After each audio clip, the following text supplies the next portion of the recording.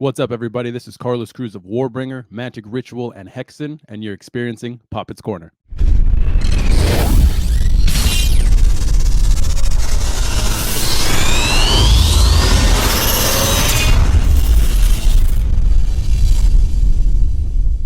What's going on, everyone? Welcome to another episode of Poppitt's Corner. This one's going to hit very close to home for me personally. This is kind of going back to the early days of Southern California metal for me.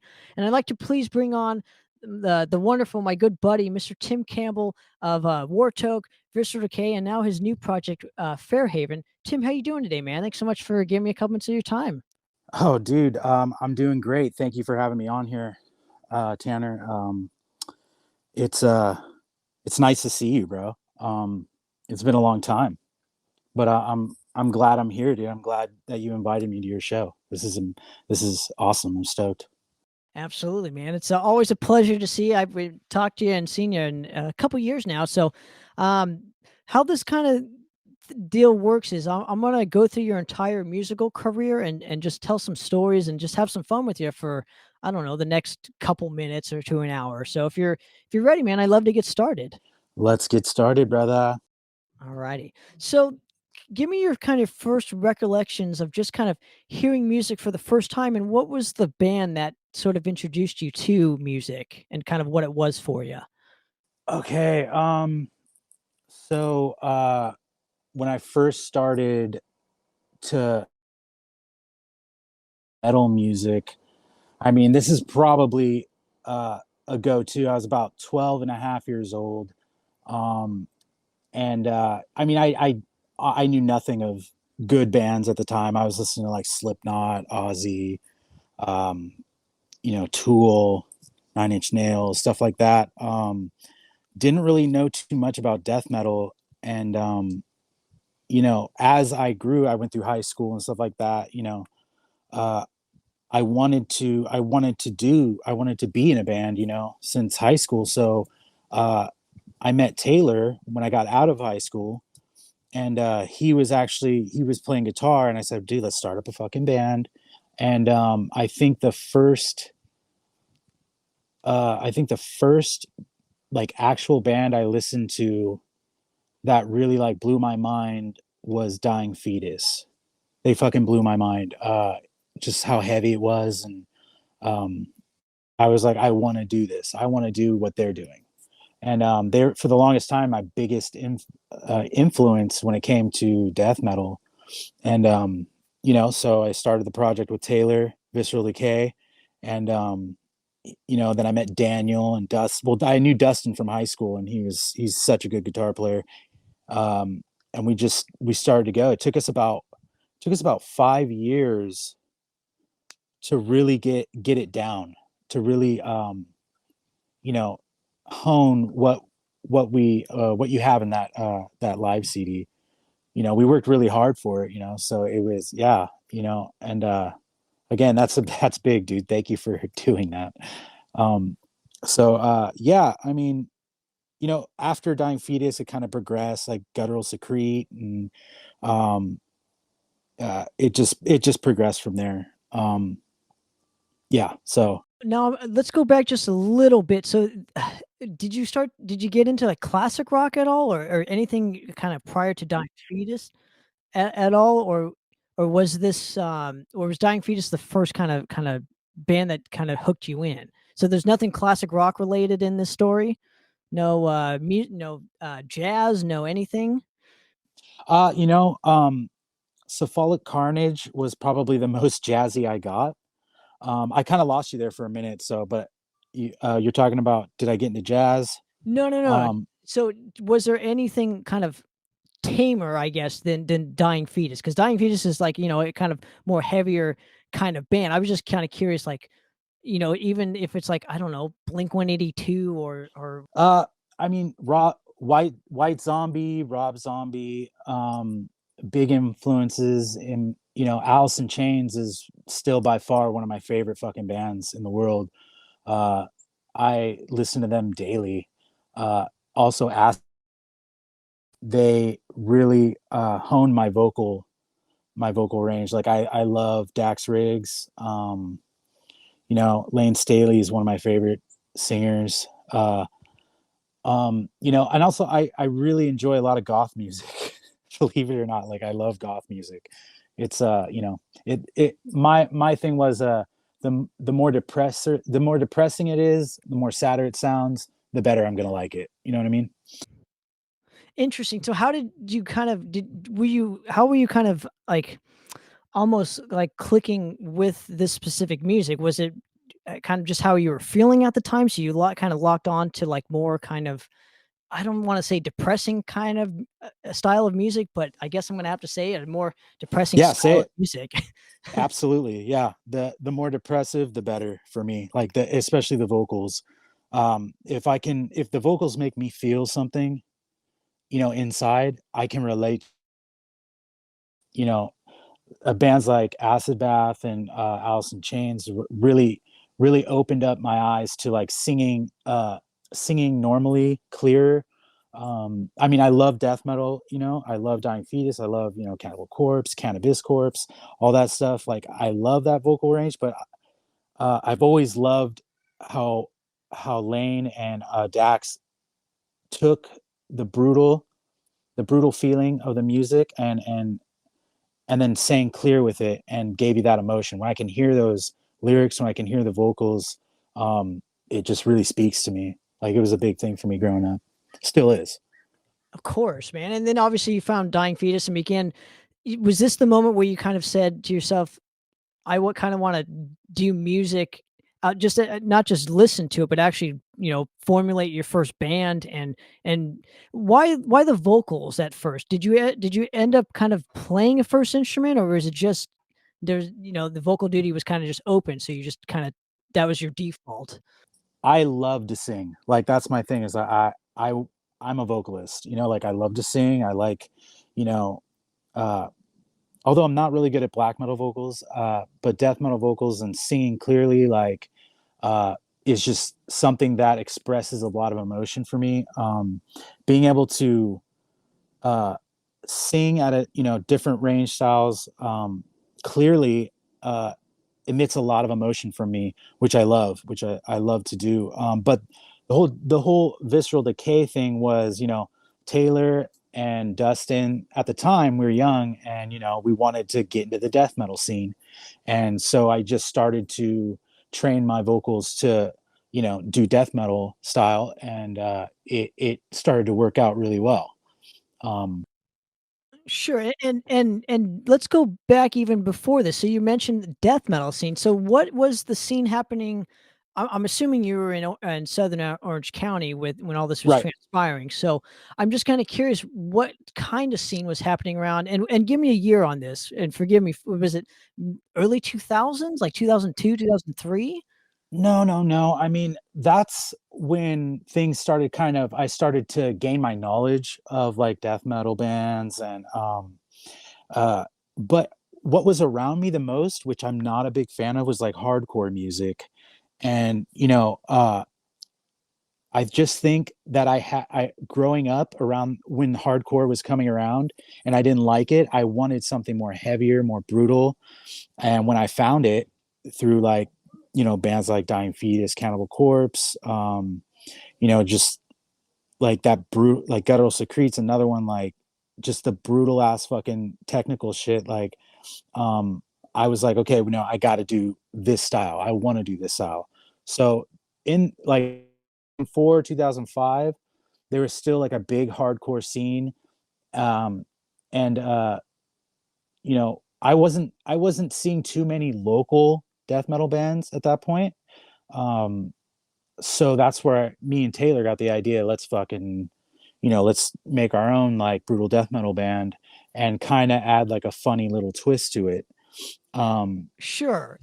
How did you and Taylor actually meet to begin with? Did you wear like a t-shirt that he liked, or was this like a no, so I was dating this girl. It always starts with a fucking girl, dude. It's horrible. But I was dating this girl named Angela, and her her boyfriend at the time was friends with Taylor, and ended up hanging out with her, and she's like, "Hey, do you want to come over to my boyfriend's house and hang out?" I'm like, "Yeah, sure." So we went over there, and Taylor was playing with his name's Jesus, and he was playing guitar with him, and I walked in, and I think I had like a Krieg shirt on, and I think he had like a, I don't know, I think he had like a a Vaughn shirt on. I can't recall, but I was just like, it was like once he saw me and I saw him, we were like gay for each other. It was just like, we were like, oh yeah, okay, we can vibe. We were vibing good, and we started hanging out a lot more, talking music. And he's like, I got a friend named Daniel. That was our drummer for Visceral Decay, Daniel Sampson. And I was like, well, I know this other guy named Dustin. You know, let's get him together. So we all just got together, started playing. Um, Daniel, our drummer at the time, had his uncle had a karate studio like in a warehouse, and that's where we started to practice to get better. So just the three of you around this time? Of us at first, and then later we added in his name is Edward Torres. He became the bass player, and so we played maybe a couple years with him, and it just kind of wasn't working out with him at the time. So we got another guy to play bass, Ben Dowling, and he was just like, and he had never played in death metal before. Like he was just strictly like punk slap bass, and he thrived. Like he was such a good bass player. Like it blew my mind. Well, didn't you also have Dustin around this time too on the other guitar? And how does he come? Dustin was at the other guitar. Yeah. Okay. Dustin he was the like main rhythm guitar. Like Taylor had most of the technique, the technical stuff, and Dustin came in with that awesome rhythm, and it clicked from there. Dustin's a great guitar player. He still is. I'm currently in Fairhaven with him. Sure, which we'll get to it. I promise we'll get to the Fairhaven stuff. But Yeah. for now, I would just kind of like to concentrate on this kind of era of your musical life and career and whatnot. So when practicing, let's take me back to just the first moment when you guys jammed, just as either the three of you or four of you. What was, I mean, that feeling must have just been overwhelming to say the least, because It it's was, man. It was hearing the first time I heard Daniel on the drums. This guy he was insane. Like I was like, yes. I'm like, this guy knows how to fucking rock on the fucking drums hard. And Taylor at the time was so fast. He was just really fast with his riffs. And Dustin came in there and just threw down rhythm. And at the time too, I was singing out of like a really shitty PA. And like when you get the floor monitors only, it's total feedback, and you don't know what you're into the mic, and the feedback's hitting you, but it's still really good. You're still feeling it.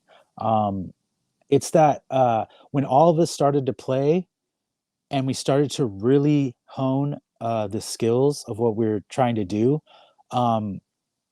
the energy that we all felt, like that's what started to make us evolve a little bit, to get a little bit better, is that energy and clicking together.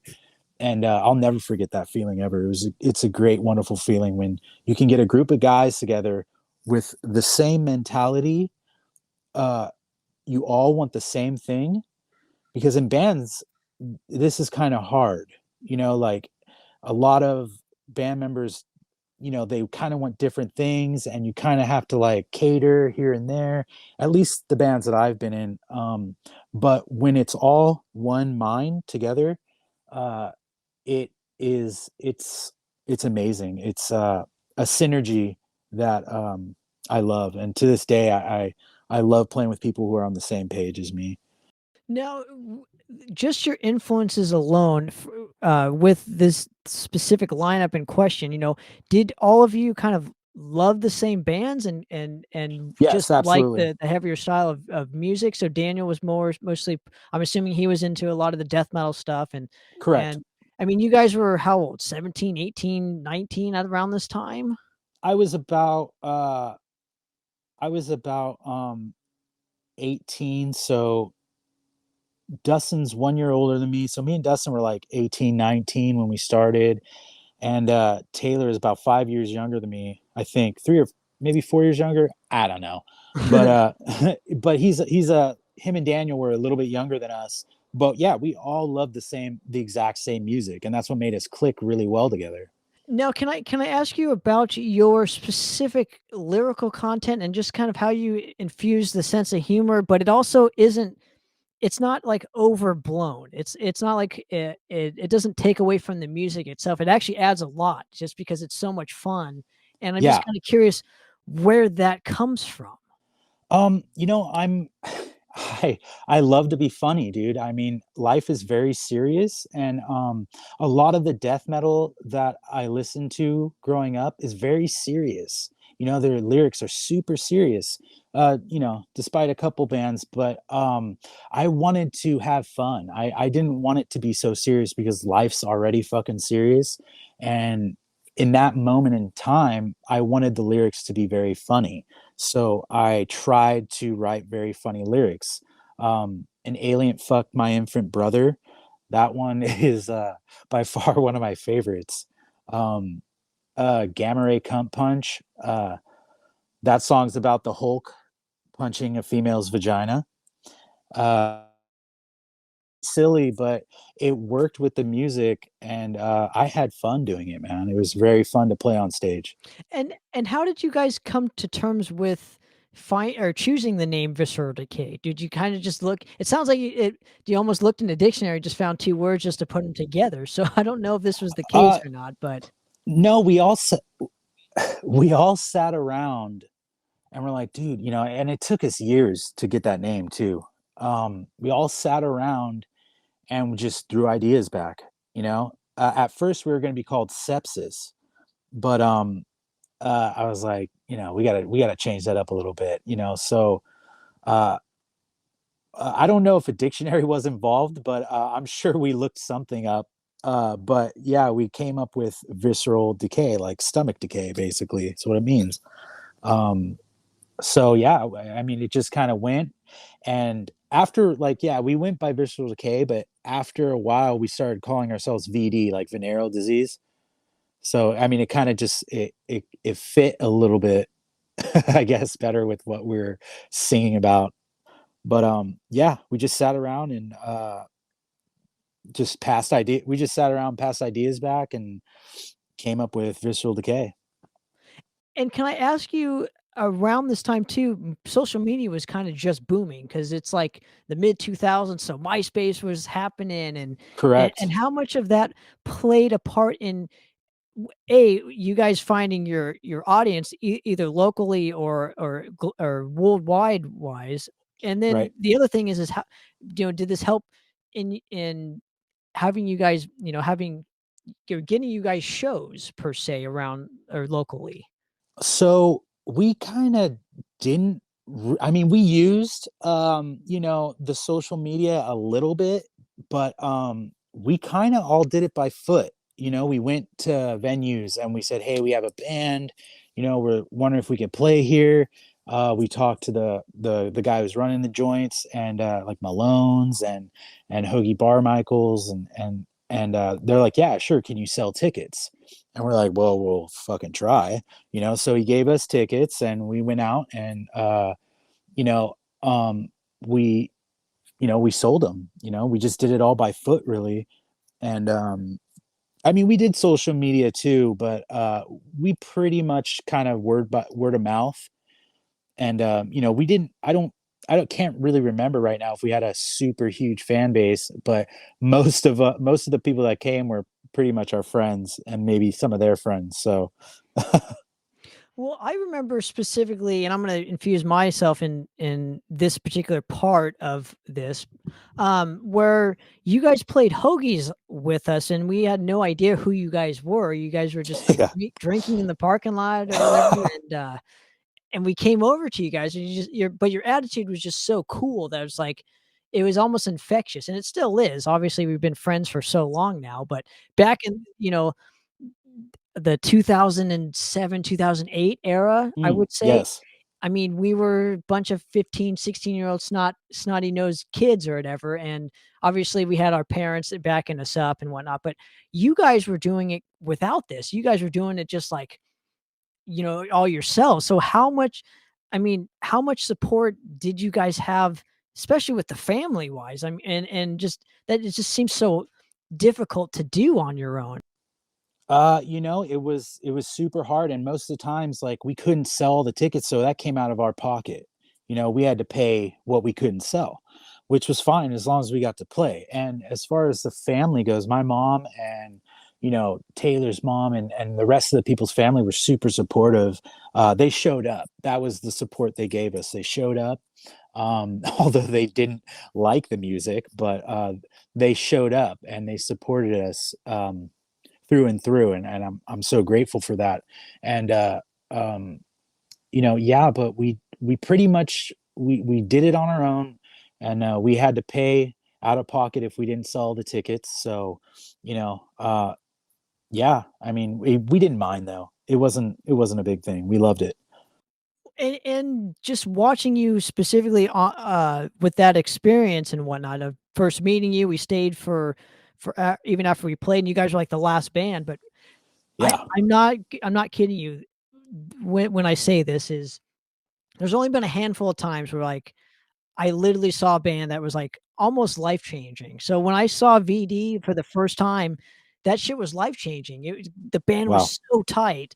The Thank you, man. the energy was just I couldn't even explain it. The music I couldn't even explain. It just like had this going back to the word you use is synergy to it. So it's like there's 5 guys on that stage, but you all just click so well that it's almost one in a million, and Yeah. when I'm Hmm. yeah, so it's like watching that, I was like, man, we got to be as good as these guys. Like that was like you guys were our inspiration to get better as musicians, especially and as performers. So it was Wow, dude.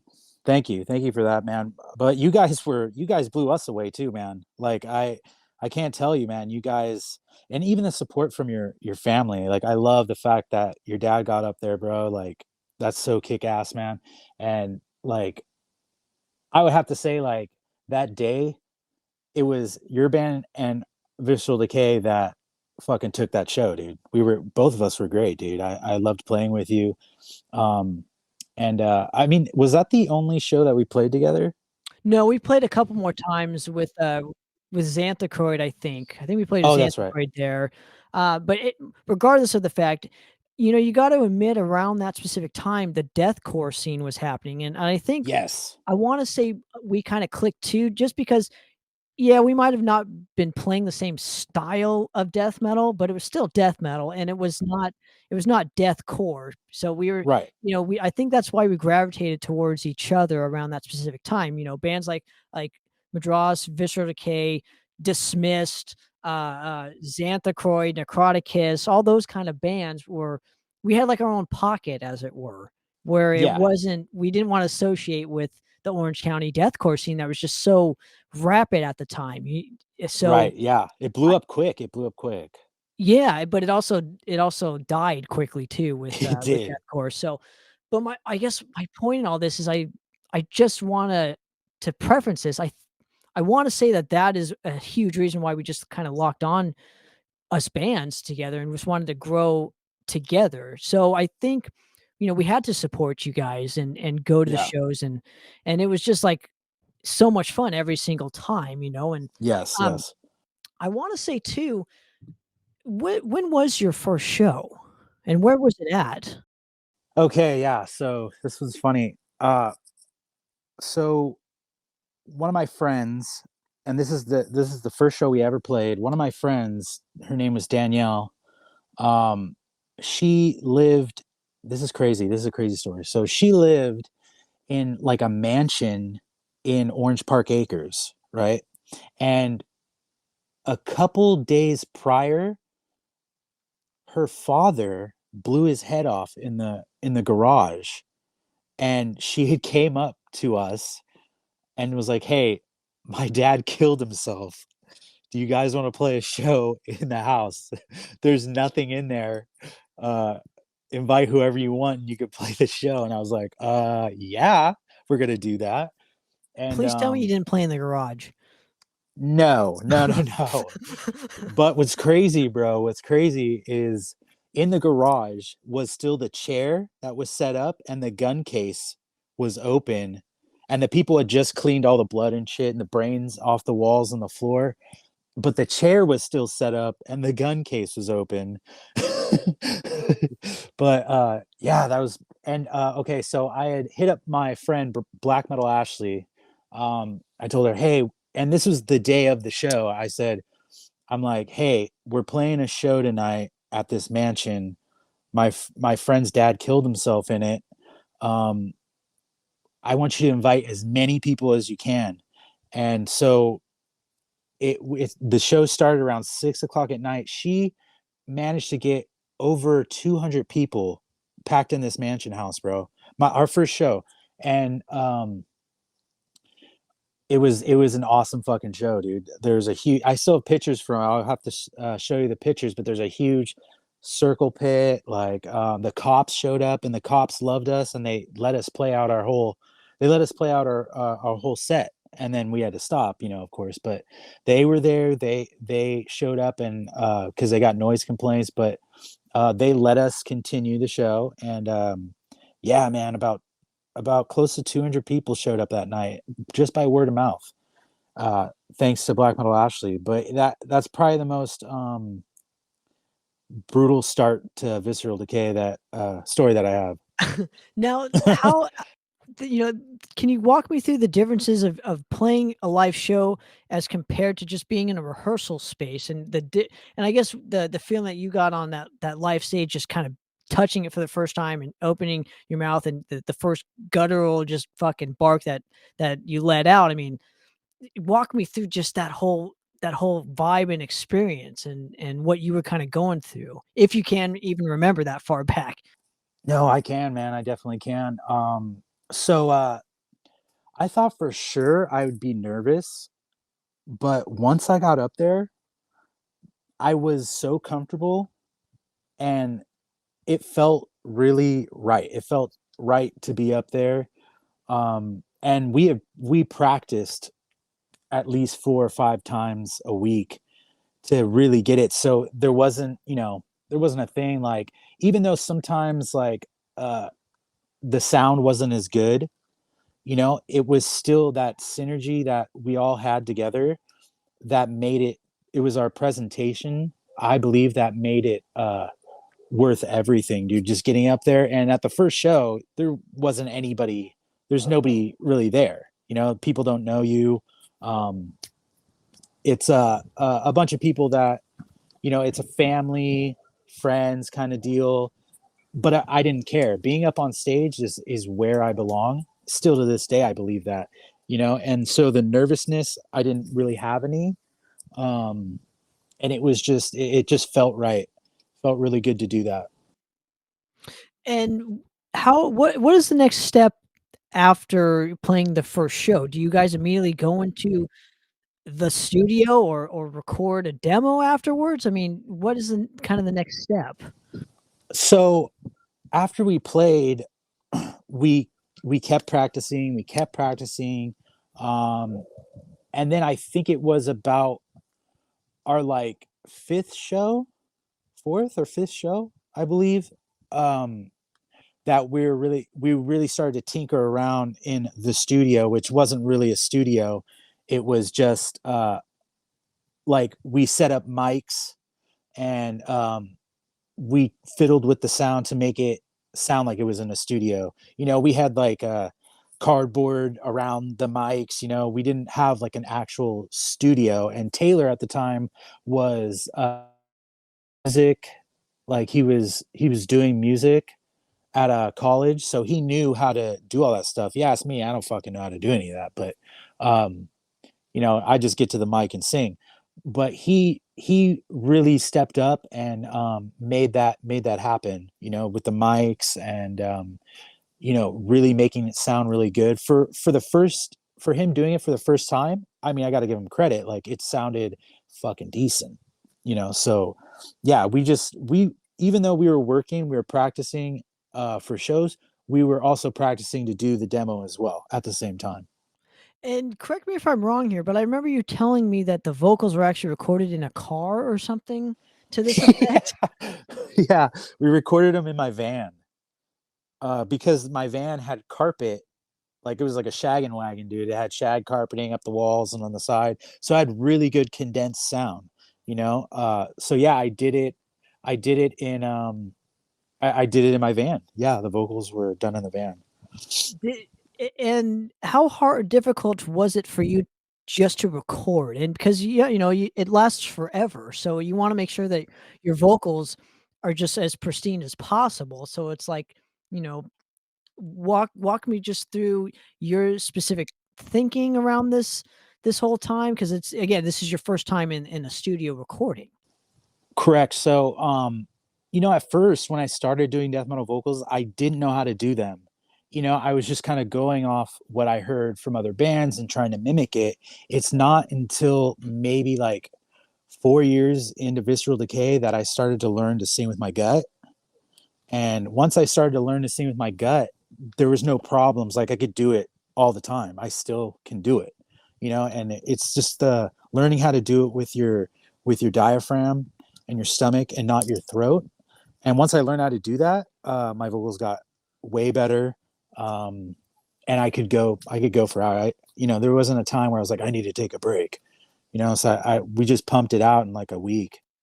And correct me if I'm wrong too. I another story I remember that you specifically telling me was, I believe on one occasion you literally had blood coming out of your mouth because you were singing so hard in your throat area. Correct. That's when I didn't know how to sing with my diaphragm, and I almost fucked my vocal cords up by doing that. And once I did a little research and figured out that you're not supposed to do it with your throat, you're supposed to do it with your diaphragm, and then I never had that problem again. But yeah, there was a time where my throat would get super sore and I cough up a little bit of blood, and I'm like, okay, I got to change. I'm going to ruin my vocals if I do that. And flexing your diaphragm while you're doing it, actually it worked for me. So I just kind of did that and honed the skills on that. And immediately after the demo's recorded, do you upload it to MySpace and then just kind of pass it around to your friends and whatnot, or do you? I believe we uploaded it to Facebook. I don't know about MySpace. I think the only thing that's on MySpace is Strange Note. But I think Facebook was more around that time when it just had came out, and I think we used that to our advantage. Not so much MySpace. I don't think. I can't really recall. Interesting. Okay, so you just passed the demo out. What is the initial kind of response to this? Because again, you're doing something kind of unique to Orange County around the mid 2000s. I remember, we passed it out to a lot of people and we didn't get a lot of feedback. I mean, right there toward the end is when we started to get kind of good, and like we really started to hone our skills. And that's kind of like we were already in the band for 5.5 years, working hard. And the thing was we were passing our demo out to the wrong people. Like we just didn't know a lot of people. And it just, we didn't get a lot of feedback. And even, there'd be times we'd give our demo out to people that don't even listen to death metal. So, we kind of screwed the pooch on that one. But I remember one of the shows we opened up for Vader, and I remember going up to I can't remember his name, the lead singer of Vader. Peter? Yes. I walked up to him, and he was too shy. He's like, "Nah, man, you do it." I'm like, "All right." And I walked up to him and I was like, "Hey man, here's our demo. We're big fans, big influence for us." And he was playing guitar and he looked so bugged He looked like I just fucking ruined his whole day. And he grabs my demo, takes a look at it, and just chucks it in his guitar case and keeps playing. Right there, I was like, yes, that's amazing. Score. That's a win for me, you know? But yeah, so we didn't really have a lot of feedback from it. Interesting. And I believe that Vader show, you guys won like some Battle of the Bands to play it, if I'm not mistaken, at Chain Reaction or something. So Chain Reaction did Battle of the Bands. They you play one Battle of the Bands, and if you win, then you get to open for Vader. That was the whole thing. And I have to thank you for that, you and your friends and everybody that came to support us.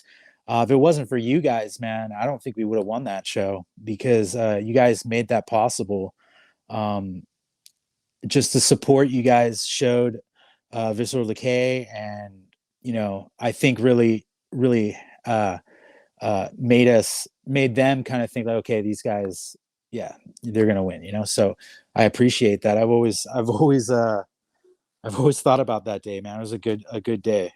Interesting. And I'm no, don't know really what to say, so I appreciate it. But I think you guys are just that good of a band to where it didn't really matter if we were there or not. I mean, the band was just on fire at that point. So, but what is kind of even before this? When did Dustin and Eddie kind of leave, and Chris and Ben come into the fold? So about 3 years into Visceral Decay, I believe Taylor wanted to do faster riffs and not so much stuff. And Chris Malm, another fucking insane musician, he was like, dude, I got him into it and into the band, and he just was like right at Taylor's level with speed, with like riff wise, and he was on it. He was super like put together. Every riff was very clear and clean, and so that's when I mean, Dustin and Ed, they're great for us, but we needed to evolve as a band, and Chris just had what we needed, and Ben definitely had what we needed, and by putting them in the band, it just made us 10 times better. It would, yeah, they're great. And then obviously you're still doing local shows. I don't think the band had ever toured. And correct me if I'm wrong here, but where was the furthest place you went up north and south and east and west and whatnot? I mean, is it all California based? It was all Orange County based. It was Malone's. It was all the local venues, that were playing metal bands at the time. I think we went to LA a couple times. Or maybe that was Wartoke. I can't remember. I think maybe we played LA one time, but I mean, it pretty much just been Orange County. And going off at this point too, when is the point where you record the Spread the Disease demo in like 2008? Because I think this is probably the last thing that VD kind of ever did. Obviously apart from you have a couple live albums and whatnot that are floating around out there, but as far somewhere, whoever has them, as far as an actual studio recording and whatnot, I think Spread the Disease, you guys recorded it in like a. That's when we recorded it, and I think it took almost a year to really do it, I believe. And how was the process like? Because you obviously didn't you go to a college or whatnot? Taylor did. Taylor had us go to his class, actually, and we did it there. We did the vocals in my van, but the music was done at his college. Interesting. Was it just some college project that they just needed a band for? I think it was his for him to pass the class, so he had us come in and actually record, and I think his teacher graded him off of our recording, and I think he passed. So good for him. Absolutely, man. So the demo gets recorded. Is there some sort of attention to it or feedback from anybody? Is it just kind of one of those things where, like the 2006 demo, where you kind of just pass it out to a bunch of killer people and your friends and whatnot? Pretty much, like once we recorded the demo, that the actual demo, it we yeah, you're right, we just passed it to friends and everybody that we thought would want it. And I guess in our minds we thought like the people we do pass it to will pass it on, but I mean it never turned out that way. We didn't get a lot of feedback from it. How important was it for you though to kind of do studio recordings? And where I'm going with this is you guys just didn't do a lot of them, sadly, but the band was No. just so it was just you guys were on like a different level than most of us who were doing demos repeatedly year out end and year out. So, I mean, um or was it just you just concentrated on playing live shows? we wanted to do both. We wanted to do more live because when like for us like playing live was amazing. The feeling, the energy you get from it was awesome. Like I mean for me anyways, like yeah, okay, cool. I like the demo recording. That's awesome. We did it, but I want to get out there and play live shows. There's a certain type of energy and euphoria you get from being on stage, as you know. So I, for me, it was always let's play live. Let's get out there and let's show everybody how we play when we're playing live. Because I mean, cool, recording's great, but you can't really show people what you do, your stage presence in a recording. So I've always loved playing live, other than the recording. When was the time when VD kind of called it quits? um so yeah, man, this is probably around 2010 is when shit got real. um you know uh Not to go into Taylor's and Chris's life, but I mean all I can really say is once and this I know happens to quite a few bands is drugs get introduced, man. And if you're not strong enough to come back from that, you will lose everything. And and that's exactly what happened. Was we weren't strong enough to get past that hump. And Taylor broke it, shattered his collarbone. And which you know the doctors got him all fucking doped up and didn't tell him like, okay, this is what's going to happen if you take these drugs. You're gonna get addicted to them. And he had no idea. And none of us knew that was going to happen. And once they cut him off, he it was end time for all of us. We all fell down. um in that we got into a lifestyle that was so hard to get out of. And once Taylor shattered his collarbone, we couldn't practice. He'd try, but it would just end up like he'd be falling asleep. Or so we're like, okay, let's stop for right now, and let's have you heal up, and then we'll come back to it. Once like yeah, once 6 months kind of passed, and the doctors cut him off. uh he would from there on he was hooked, and then I got hooked, and Chris got hooked, and it was just an everyday uphill struggle to get back into playing. And then finally, like, you know the band wasn't like, Daniel lost steam. He didn't want to play drums anymore.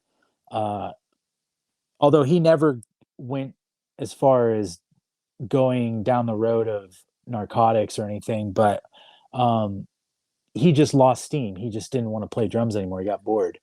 Now, may I ask you this? Because excuse my ignorance with when it comes to drugs and whatnot, but I'm just kind of curious where that mentality kind of comes from. Did you not have like another kind of activity to lock onto? So drugs were kind of the answer. I'm just kind of, I don't know anything when it comes to that stuff because I've always tried to find another outlet to occupy my time. Right, right. So So, you know what? At the time, um, the band at the time was everything for us. It was everything for me. And if I didn't have that, and even after the band broke up, I went to Wartoke, and um I did that for a bit. But when your best friend when your best friends are, fucking up, I it's only a matter of time if you hang out with them all the time that it's gonna happen, So it wasn't something that I saw coming, it just kind of happened. And it pretty much was the downfall for a lot of the things in my life. And for Taylor and Chris, for all three of us, it just it hooked on us so bad that you know we tried so hard to get away from it at first, but it was all around at that point. It was everywhere.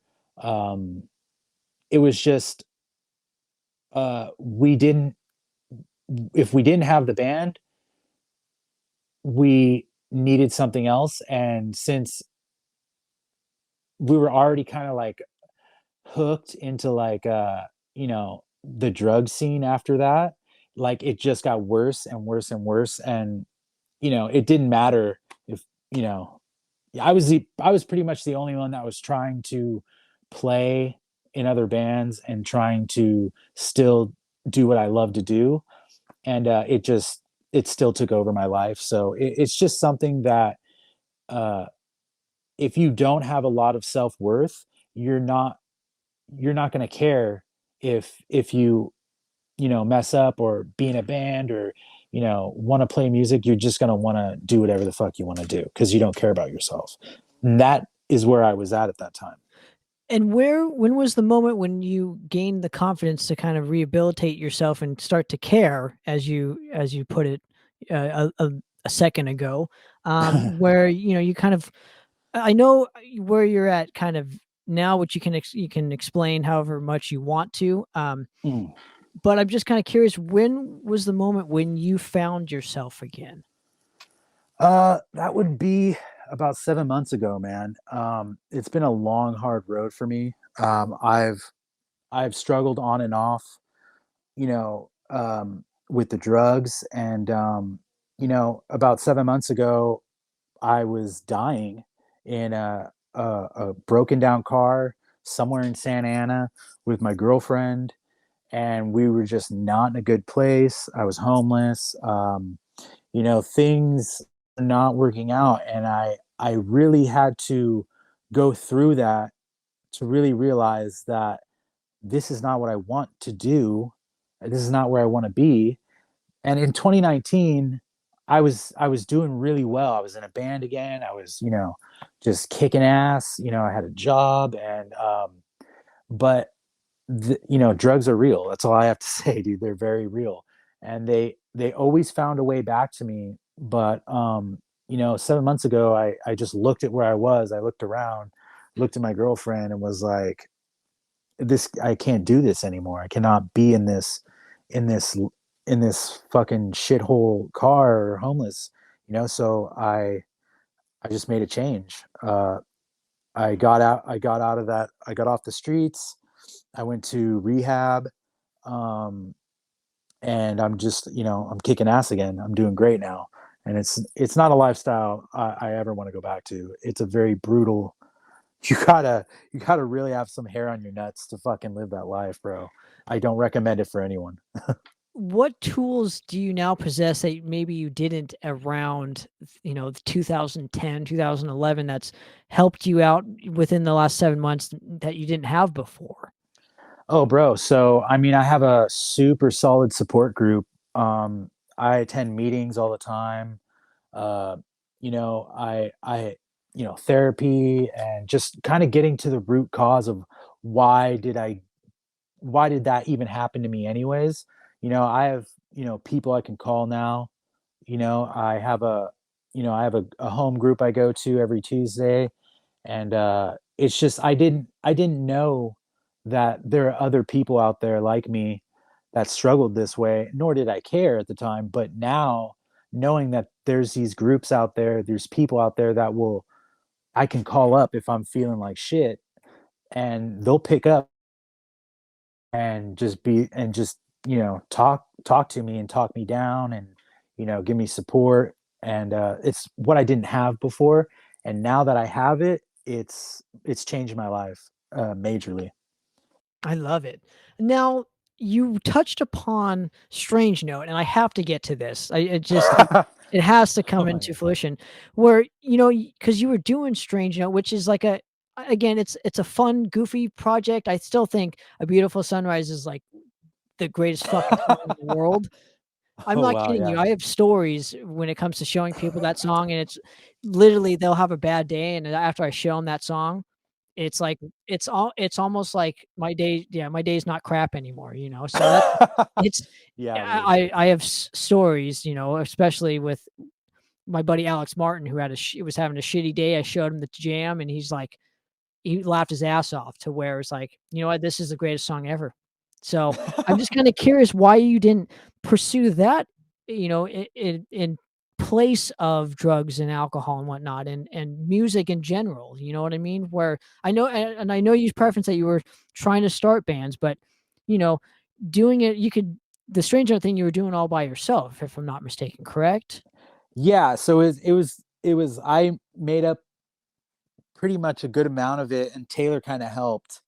Taylor he would do some of the music, and Chris would too, but I'd play like keyboards, and it just that was the time that drugs weren't even involved then.